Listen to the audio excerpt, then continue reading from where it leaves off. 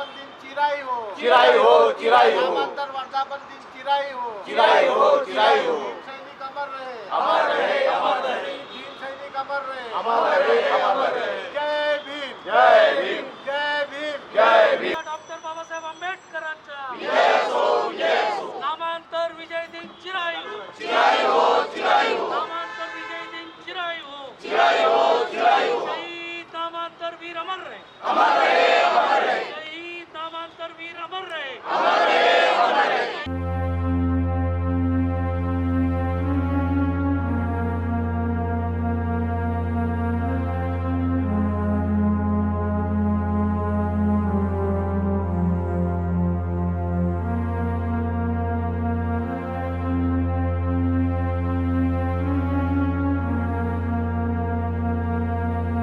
नागपुर का ये नामांतर शहीद स्मारक है। 10 नंबर पुलिया इसको कहा जाता है, लेकिन आज इसकी पहचान नामांतर शहीद स्मारक के रूप में है। आपको याद दिला दें कि आज से 40 साल पहले महाराष्ट्र के विधिमंडल ने एक निर्णय को पास किया था कि मराठवाड़ा का जो विश्वविद्यालय है, उस विश्वविद्यालय को डॉक्टर बाबा साहेब अम्बेडकर का नाम दिया जाए। और ये प्रस्ताव पारित होने के बाद, जबकि विधिमंडल में यह प्रस्ताव बिल्कुल एक मत से पारित हुआ था कि इसका किसी का विरोध नहीं था, लेकिन बावजूद इसके सरकार को अपने इस निर्णय को अमल में लाने में 16 साल लग गए। लेकिन ये जो 16 साल बीते, इन 16 सालों में अम्बेडकरवादी आंदोलन एक नए रूप में भी दिखा। इस पूरे दरमियान साहित्य हो, कविताएं हो, कथाएं हो, कार्यकर्ता हो, ये एक अलग रूप में अम्बेडकरवादी आंदोलन के साथ जुड़े, उसके साथ आगे आए और एक नई पहचान पूरी दुनिया में बनी। आपको बताएं कि इस 16 साल के दौरान नामांतरण के लिए मराठवाड़ा विश्वविद्यालय के कई लोगों ने अपने प्राणों की आहुति दी, कई लोगों को अपनी जान गंवानी पड़ी, आंदोलन हुए, मोर्चे हुए, और उसके बाद आज ये जो शहीद है, इन शहीदों की याद में ये जो स्मारक बना है, यहाँ आज भी लोग, जब इसकी घोषणा 1994 में हुई और ये निर्णय अमल में आया, उसके बाद से अब तक यहाँ लोग अपने उन कार्यकर्ताओं को, जिन कार्यकर्ताओं ने नामांतरण आंदोलन में अपने प्राणों की आहुति दी, उनके प्रति अभिवादन करने, उनके प्रति अपनी कृतज्ञता व्यक्त करने आते हैं। हम देख रहे हैं कि नागपुर शहर के जो अध्यक्ष है वंचित बहुजन आघाड़ी के रवि शेंडे साहब, हम आपको बताएं कि इस वक्त में यहाँ पर जितने भी कार्यकर्ता जो अलग अलग संगठनों के साथ भी खड़े होते होंगे, लेकिन ये नामांतरण के आंदोलन की उपज है। रवि शेंडे साहब, नामांतरण के आंदोलन को आपने जो देखा, आज नामांतरण के शहीदों की स्मृति में आप क्या कहेंगे? आज भी वो 16 साल को जब नामांतर के लड़ाई को याद आती है तो शरीर में कांटे पैदा हो जाते हैं। मैंने ऐसा मंजर देखा है। 16 साल तो मैं विदाउट टिकट गया मेरे कार्यकर्ताओं को लेके। 27 जुलाई ये दिन था। इसी दिन महाराष्ट्र के दोनों सदनों में एक मत से बाबा साहब अम्बेडकर मराठवाड़ा विद्यापीठ का नाम बाबा साहब अम्बेडकर विद्यापीठ होगा। लेकिन हमने नहीं मांगी थी ये, उन्होंने बोला था। लेकिन बावजूद इसके कुछ लोगों का विरोध, कुछ मनुवादी ताकतों का विरोध, उन्होंने विरोध किया कि मराठवाड़ा विद्यापीठ को डॉक्टर बाबा साहब अम्बेडकर का नाम नहीं मिलना चाहिए।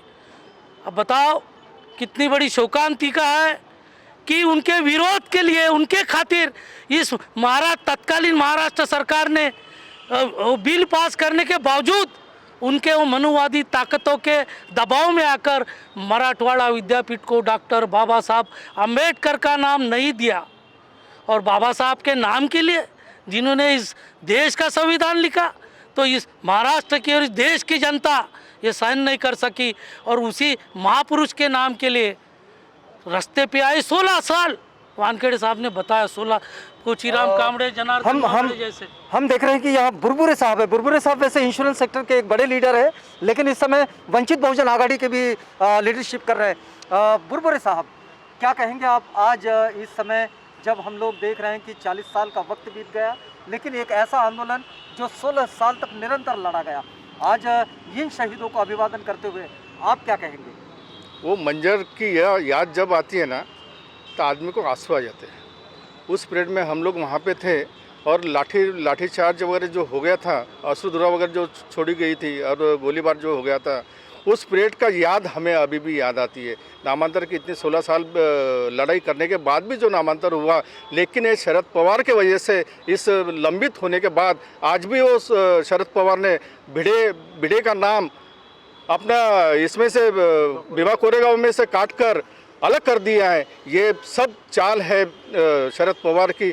हम शरद पवार को कभी नहीं भूलेंगे। हमारा सबसे बड़ा दुश्मन, बमनों से भी ज़्यादा दुश्मन बोले तो शरद पवार है। आज मैं कहता हूँ कि नामांतर की लड़ाई उसी ने हमको इतना रुलाया है और सताया है। आज भी शरद पवार को हम कभी भूलेंगे नहीं। बस इतना ही कहूँगा मैं। ये नागपुर का वो हिस्सा है जहाँ पर आप देखेंगे कि 1978 में जब गोली चली थी, नामांतरण की मांग करने वाले उन कार्यकर्ताओं पर, जिन कार्यकर्ताओं ने नामांतरण के लिए मोर्चा निकाला था और मोर्चे से वो लोग लौट रहे थे और उन पर ये जो गोलियां चली और उसके बाद से ये आंदोलन 16 साल तक चला। आप समझे कि ये संघर्ष कोई 1-2 दिन चलने वाला संघर्ष नहीं है। हम इस समय भी देखते हैं कि किसानों का आंदोलन महीनों से चल रहा है, लेकिन उस आंदोलन का हल अभी तक नहीं निकला। हम देख रहे हैं कि यहाँ पर बौद्ध भिक्षु भी है, इनसे थोड़ा बातचीत करते हैं। भंते बंदामी भंते, इस वक्त नामांतर के इन शहीदों को, नामांतरण आंदोलन के इन शहीदों को अभिवादन करने के लिए लोग आ रहे हैं। इस वक्त यहाँ से आपका क्या संदेश होगा? ये नामांतर जो हुआ वो टाइम में महाराष्ट्र के मुख्यमंत्री वो शरद पवार थे और शरद पवार रहने के बाद उसको नामांतर होने के लिए 14 साल लगने की कोई ज़रूरत नहीं थी, लेकिन वो नामांतर 1 साल में होना था, लेकिन वो सभी शूद्र के लिए 1 साल, वो 14, इसलिए उन्होंने शरद पवार ने 14 साल लगा दिया, तो लगने को नहीं होना था।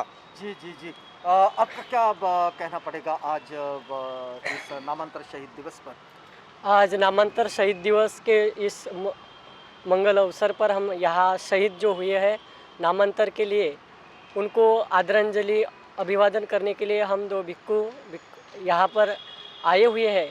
मैं यही कहना चाहता हूँ कि बाबा साहब अम्बेडकर जो जिस समाज से आते थे, वह समाज बहुत ही वंचित था। शिक्षा, आर्थिक स्तर, शिक्षा स्तर, सामाजिक स्तर और कल्चरल जो सांस्कृतिक था, सभी क्षेत्र से स्तर से वह अछूत था। लेकिन अछूत होने के बावजूद भी इस सबसे बड़े जो विश्वविद्यालय कहे जाते यूनिवर्सिटी, और वह बाबा साहब का नाम मिलना, जिन्होंने कहा था कि शिक्षा यह शेरनी का दूध है और जो यह शिक्षा शेरनी का दूध है और यह जो हजम करेगा वह शेर जैसा होगा।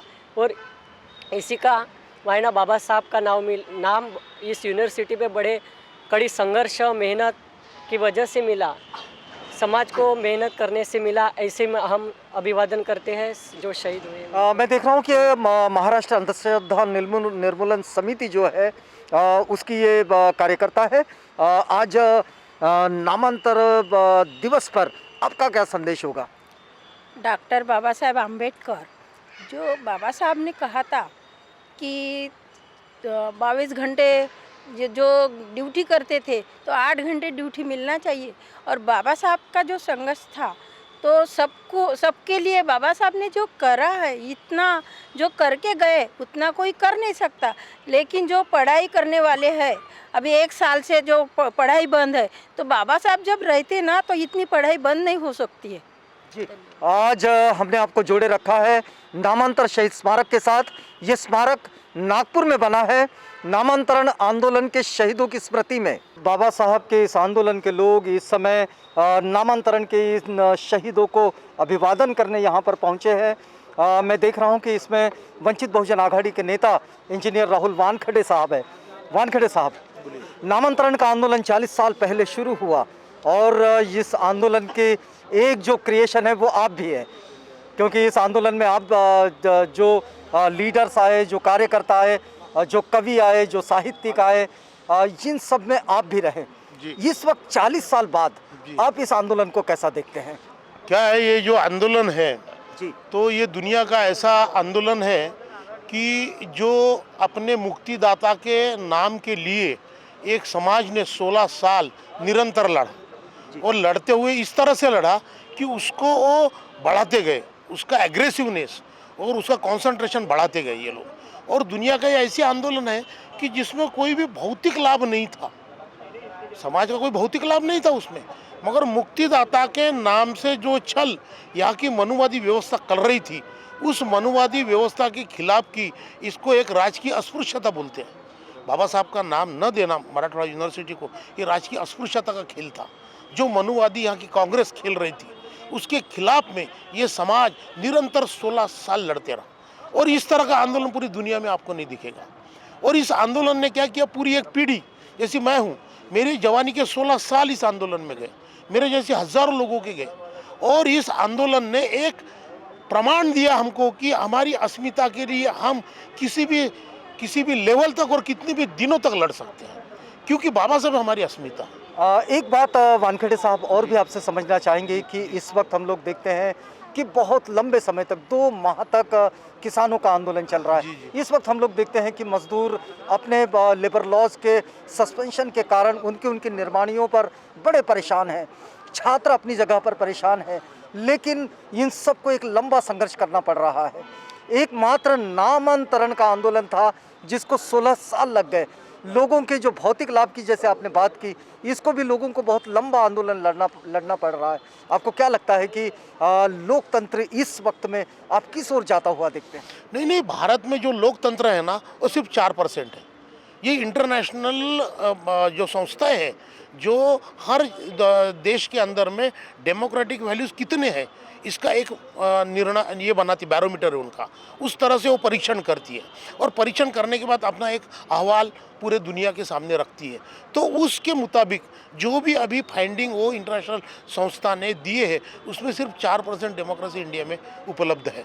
और वो 4% इसलिए है कि यहाँ की मनुवादी व्यवस्था जो है, इसने पूरे डेमोक्रेटिक वैल्यूज़ को ख़त्म कर दिए। तो आपको क्या लगता है कि इस वक्त अगर नामांतरण के आंदोलन के साथ वर्तमान परिस्थिति को जोड़कर देखा जाए तो आप कैसे देखेंगे? नहीं, बात ऐसी है कि ये जो मनुवादी व्यवस्था इस देश में है, वो संविधान के विरोधी है। और संविधान में जो समता, स्वातंत्र और बंधुता का जो एक मूल्य दिया है, उस मूल्य को ख़त्म करना, और यहाँ जो सेठ जी भटजी है, इनकी सारी की सारी सत्ता उनके हाथ में देना, इसके लिए सब चल रहा है। जो किसानों का आंदोलन है, तो किसानों का आंदोलन का मतलब क्या है कि किसानों की ज़मीनी मालिकी जो है वो छीनना, और किसानों को इतना हदबल करना, इतना कमज़ोर करना कि वो 2 वक्त की रोटी के लिए अदानी अंबानी पे डिपेंड हो जाए और ख़ुद की खेती में 200 रुपये रोज़ से काम करे। इस तरह की ये व्यवस्थाएं बनाए। और गोलवलकर गुरुजी ने अपने बंच ऑफ थॉट में लिखा है, वही द नेशनहुड में लिखा है कि संपत्ति का कंसंट्रेशन ये सिर्फ मुट्ठी भर लोगों के हाथ में रखो। अगर मुट्ठी भर लोगों के हाथ में आप रखोगे और सारी जनता 2 वक्त के लिए मोहताज रहेगी, तभी आपका ब्राह्मणवाद पनप सकता है। क्या उपचार देखते हैं आप इसका? तो उपचार यही है, लोगों ने जन आंदोलन, जैसे हमने आंदोलन किया 16 साल नॉन स्टॉप आंदोलन किया, और इस तरह से हम सड़क पे लड़े, इतनी कुर्बानियाँ दी हमने, इनको भी कुर्बानी देनी पड़ेगी। देखो, आज़ादी मिलाना एक बात है और आज़ादी का संरक्षण करना ये दूसरी बात है। जब आज़ादी आपके पास में है, उसका आप संरक्षण नहीं कर सकते तो आप नालायक हो। आपको अगर लायकी सिद्ध करना है तो आपको कुर्बानी देनी पड़ेगी भाई, और कुर्बानी देने के लिए, कुर्बानी दोगे तभी आज़ादी टिकी रहेगी, तभी आपका जो संविधान है और संविधान के अंदर में जो मूलभूत अधिकार है और संविधान के अंदर में जो आपको एक बंच ऑफ आपको अधिकार दिए गए हैं, वो बंच ऑफ अधिकार आपको प्रोटेक्ट करने के लिए आपको कुर्बानी देनी पड़ेगी। इस समय देख रहा हूं कि अनिल वासनिक साहब हमारे साथ है। वासनिक साहब वैसे राजनीतिक और सामाजिक आंदोलन के विश्लेषक भी है, एक अच्छे लेखक है, पत्रकार है। वासनिक साहब, एक बात मैं आपसे समझना चाह रहा हूँ कि 1978 के बाद से अम्बेडकरवादी आंदोलन में एक अलग चेतना को, एक अलग ऊर्जा को हमने देखा। 16 साल तक ये ऊर्जा नामांतरण के आंदोलन में रही, लेकिन इसके साथ कई अलग अलग सेगमेंट जुड़ते रहे। इसके साथ राजनीति की एक अलग धार दिखी, इसके साथ में हमने कविताओं को देखा, साहित्य को देखा, कुछ कार्यकर्ताओं को, नए कार्यकर्ताओं को जन्म लेते देखा। आपको क्या लगता है कि उसके बाद से ये आंदोलन जिस कारणों से, मतलब मूल रूप से ये कारण छुआछूत के विरुद्ध, अस्पृश्यता के विरुद्ध खड़ा हुआ था कि बाबा साहेब का नाम एक विश्वविद्यालय को क्यों नहीं होना चाहिए, और जनता का विरोध, और सरकार अपने निर्णय को अमल में नहीं ला पा रही। आपको क्या लगता है कि इस वक्त में इस आंदोलन का अगर मूल्यांकन किया जाए तो कैसे करें? इस आंदोलन का मूल्यांकन ये है कि लोगों में जो ऊर्जा पैदा हुई थी उस आंदोलन से, वो आज भी जिंदा है और ये ऊर्जावान आंदोलन था। और हर समाज में जब ऊर्जा आती है तो वो कुछ तो भी परिवर्तन करती है।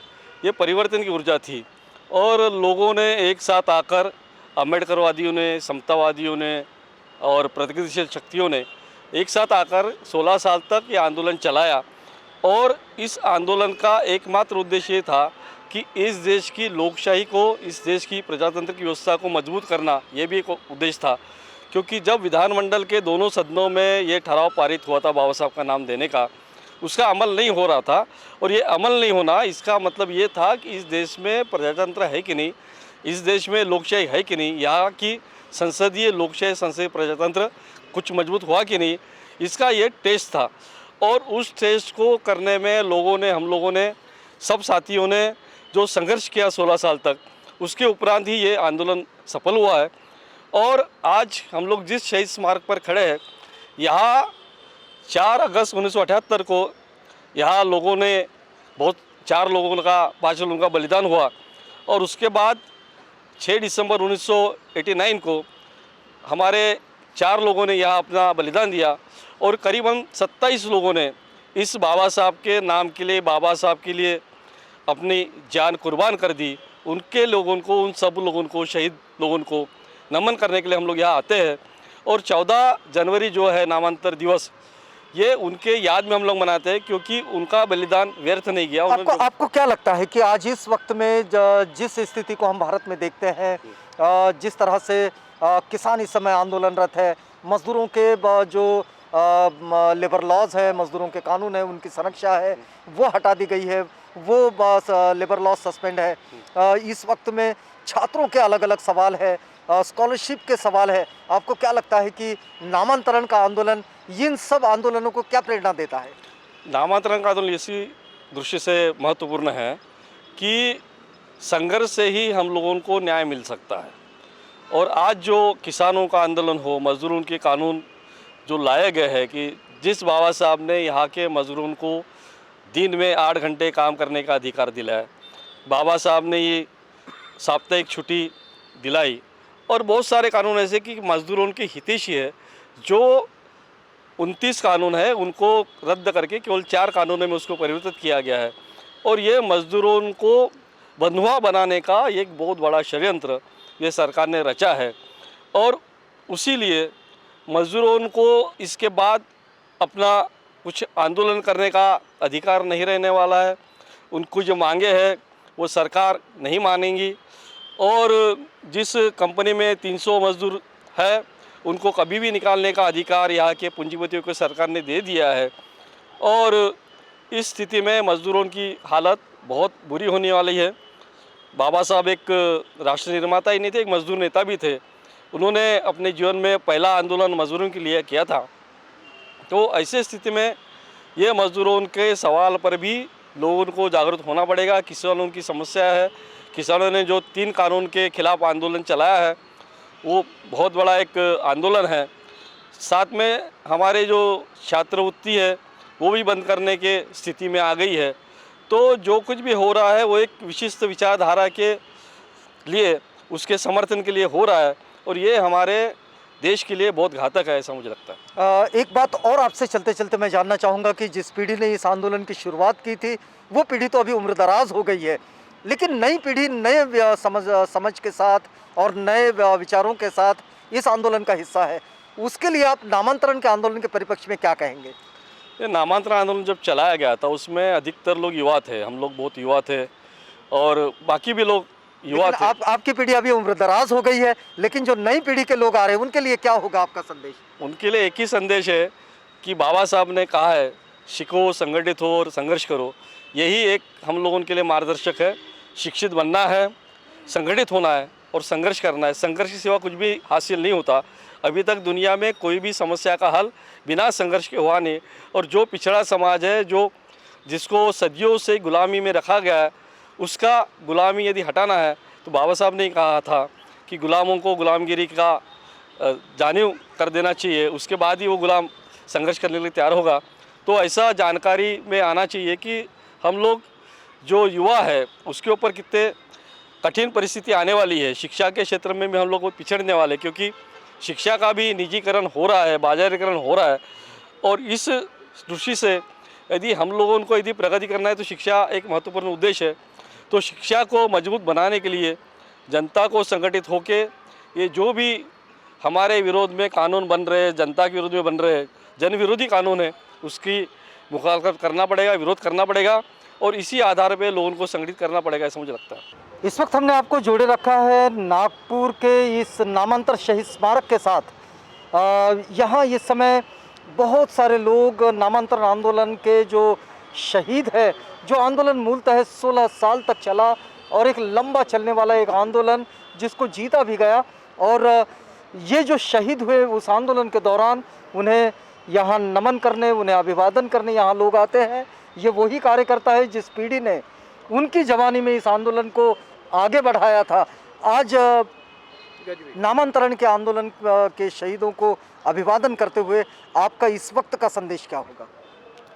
इस वक्त तो मैं यही बोलूँगा कि जो लोग नामांतर में शहीद हो गए थे उन लोगों का, उनका स्मरण, उनकी वो शहीद हुए हैं, उनको नमन करने के लिए हम पीपल्स रिपब्लिकन पार्टी की तरफ से आए हैं। मैं नागपुर शहर का अध्यक्ष अरुण गजबी हूँ।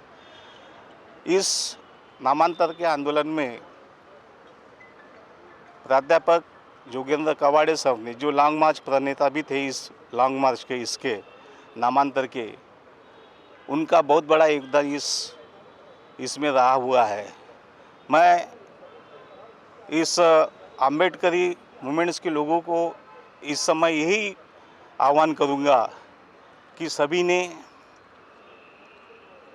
आम्बेडकर समाज एकजुट होकर सभी ने इस कार्यक्रम को सफल बनाइए और साथों साथ जो आम्बेडकर समाज की जो दुर्दशा हुई है उस दुर्दशा को एकजुट करे, यही मेरा एक संदेश देना चाहता हूँ। आपने नामांतरण आंदोलन को आपके बचपन से देखा है और उसको आपने जिया है, लड़ा है। आज इस वक्त अगर आप देखेंगे कि बाबा साहेब का आंदोलन, तो इसका मूल्यांकन करते हुए आप नामांतरण के आंदोलन के साथ इसकी तुलना कैसे करेंगे? देखिए, नामांतर में जो शहीद हुए हमारे भीम सैनिक, उस वक्त ये गटका, वो गटका, वो गटका, ये गटका, इस तरह का उसके मन में कोई ख्याल नहीं था।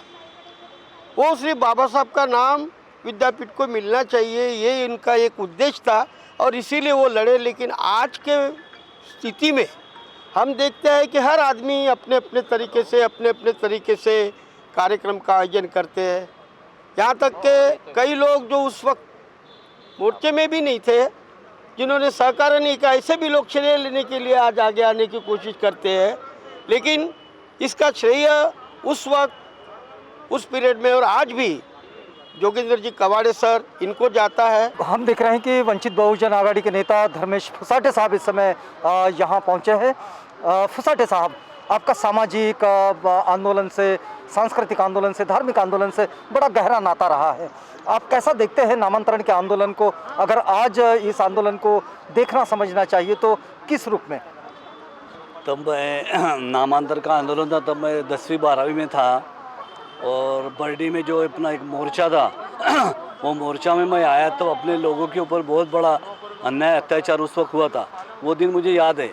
लेकिन उसके बाद मेरे ध्यान में है कि तब अपने महाराष्ट्र के मुख्यमंत्री शरद पवार थे और उन्होंने ये जो मसला है नामांतर का बहुत लंबा चलाया और वो लंबा चलाने के बाद अपने लोग आज इतने शहीद हो गए।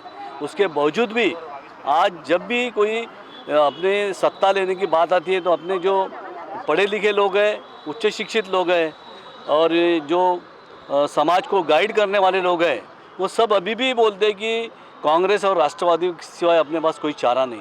मैं आज के ये नामांतर दिन के श्रद्धांजलि दिन के मौके पे ये भी बताना चाहता हूँ कि 2 दिन पहले ही शरद पवार के इस सरकार ने संभाजी भिड़े और वो कौन दूसरा, उसको दोनों को भी निर्दोष साबित कर दिया है। सबसे पहले तो मराठवाड़ा विद्यापीठ नामांतरण आंदोलन में जितने भी भीम सैनिक जिन्होंने अपनी प्राणों की आहुति दी है, उन सभी भीम सैनिकों को मैं विनम्र अभिवादन करता हूँ। और जैसा कि हम लोग जानते हैं कि नामांतरण आंदोलन इतना लंबा समय तक चला, हमारे लोगों ने डिमांड की कि मराठवाड़ा विद्यापीठ को डॉक्टर बाबा साहब अम्बेडकर इनका नाम मिले। हम लोग देखते हैं कि कई लोगों को अपनी जान की आहुति देना पड़ा, लेकिन सरकार को बहुत लंबे समय तक जाग इसकी नहीं आई। बहुत लंबे समय के बाद शरद पवार ने, मुख्यमंत्री ने, उस समय वो नाम विस्तार करके डॉक्टर बाबा साहब अम्बेडकर मराठवाड़ा विद्यापीठ ऐसा दिया। लेकिन मैं समझता हूँ कि इतना हम कोई डिमांड अगर करते हैं और बाबा साहब जैसे महापुरुष के लिए कोई नाम का डिमांड करता है, तो इतना ज़्यादा गवर्नमेंट ने तत्परता दिखाते हुए इसको डिमांड को पूरा करना चाहिए। इसके पहले भी हम लोगों ने देखा है कि कांग्रेस की सत्ता थी, इतने साल सत्ता में रहे, लेकिन भारत रत्न की जो डिमांड थी बाबा साहब को भारत रत्न पूरे हयात में, यानी कांग्रेस ने सत्ता पे रहते हुए बाबा साहब को भारत रत्न का खिताब नहीं दिया। तो मैं समझता हूँ जनता को यह संदेश देना चाहता हूँ कि अपनी बात को पूरी करने के लिए, अपने बहुजन महापुरुषों के मान सम्मान के लिए, उनके स्मारक बनाने के लिए हम लोग अगर कांग्रेस या राष्ट्रवादी या बीजेपी सेना पर डिपेंड ना रहते हुए हम अपनी अगर सरकार बना लेते हैं, तो निश्चित तौर पर हम अपनी बात को पूरा कर सकते हैं। और वंचित बहुजन आघाड़ी इसके लिए तत्पर है। आंदोलन में बड़े वरिष्ठ नेता रहे हैं विनायक राव जी जामगढ़े यहाँ उपस्थित है। जामगढ़े साहब, इस आंदोलन को आपकी जवानी से लेकर, आपकी पीढ़ी से लेकर अब तक आप देख रहे हैं। इस समय जब आप नामांतरण आंदोलन के शहीदों को अभिवादन कर रहे हैं, क्या कहेंगे आप? यानी बहुत दिनों तक हम नामांतरण मूवमेंट चली, बहुत से लोगों ने पूरी अपनी जान देकर इस नामांतरण के लिए लड़ाई में लड़े और बहुत से लोग यहाँ पे शहीद हुए। उसके बाद में अपन देखते कि लंबी लड़ाई के बाद यहाँ की सरकार ने मराठा विद्यापीठ को केवल नाम विस्तार किए, बाबा साहब अम्बेडकर के नाम जो दिए वो नाम पूरा न देते हुए मराठवाड़ा जोड़ कर दिए। उसी वक्त रामनंद तीर्थ का नाम जो है, रामानंद तीर्थ का नाम का किसी ने प्रपोजल न करते हुए भी इस आंदोलन को पर्याय के रूप में उन्होंने वहाँ पर मराठवाड़ा विद्यापीठ के नाम से दूसरा रामानंद तीर्थ विद्यापीठ किया। मेरा कहने का मकसद यह है कि हमको लड़ने के लिए हम जो संघर्ष करते और संघर्ष करने के बाद में जो हमें हासिल होना चाहिए वो हमें हासिल नहीं होता, तो यहाँ की जो व्यवस्था है, यहाँ की जो सरकार है, वो सरकार पर्याय देकर हमारे आंदोलन को कमज़ोर करने की बात करते हैं। आज वही हो रहा है कि यहाँ पे अम्बेडकर आंदोलन जिस ढंग से आगे बढ़ना चाहिए उसको यहाँ की व्यवस्था ने कुछ मुद्दे पे लेकर भटकाने की कोशिश कर रहे हैं। आज जिस ढंग से अम्बेडकरी आंदोलन एक मजबूत होना चाहिए वो नहीं है, ये बड़े दुख की बात है। हालांकि आज की अवस्था ये है कि यहाँ पे आज पूरी पूंजीपति और यहाँ के जातिवादियों का शासन है। अगर मोदी सरकार ने आज यहाँ पर पूरी भांडवलदारी व्यवस्था लाने का कोशिश कर रहे हैं और यहाँ का शोषित समाज का जो प्रतिनिधित्व करते हैं वे लोग संगठित न होने के कारण उनका आवाज़ दबाया जाता है। तो इसलिए आज नामांतरण दिवस के अवसर पर यहाँ की जो अम्बेडकरवादी शक्तियाँ है वो शक्ति अगर एकजुट होती है, यहाँ का रिपब्लिकन पार्टी एक हो जाती है और रिपब्लिकन पार्टी के ध्येय और धोरण के अनुसार अगर यह संगठन मजबूत होती है, तो हमें बाबा साहब ने जो स्वप्न देखा, बाबा साहब ने जो एक बात इस देश की समता, स्वातंत्र, बंधुत्व और न्याय, ये जो इस मिलने पर यहाँ की समाज व्यवस्था आने की जो कोशिश की वो ज़रूर आ सकती है। देखो, उसका सबसे पहले तो मैं जो हमारे शहीद भाइयों को मैं विनम्र श्रद्धांजलि अपने पार्टी की तरफ से देना चाहता हूँ, वंचित बहुजन आघाड़ी की तरफ से। और ये जो आंदोलन हमारे भाइयों ने जो आंदोलन किया, ये बहुत ही दुर्भाग्य की बात है कि हमारा जो दलित समाज है, आदिवासी समाज और वंचित बहुजन समाज जिस कांग्रेस पार्टी को, राष्ट्रवादी कांग्रेस पार्टी को वोट देता है, लेकिन जब महापुरुषों को मान सम्मान देने की जब बात आती है तो हमारे भाइयों को कम से कम 15-15 साल, 20-20 साल इस चीज़ के लिए आंदोलन करना पड़ता है कि हमारे यूनिवर्सिटीज़ को बाबा साहब का या महापुरुषों का नाम मिलना चाहिए करके। तो ये कांग्रेस पार्टी की तरफ और राष्ट्रवादी कांग्रेस पार्टी के लिए एक बहुत बड़ा प्रश्न चिन्ह खड़ा होता है।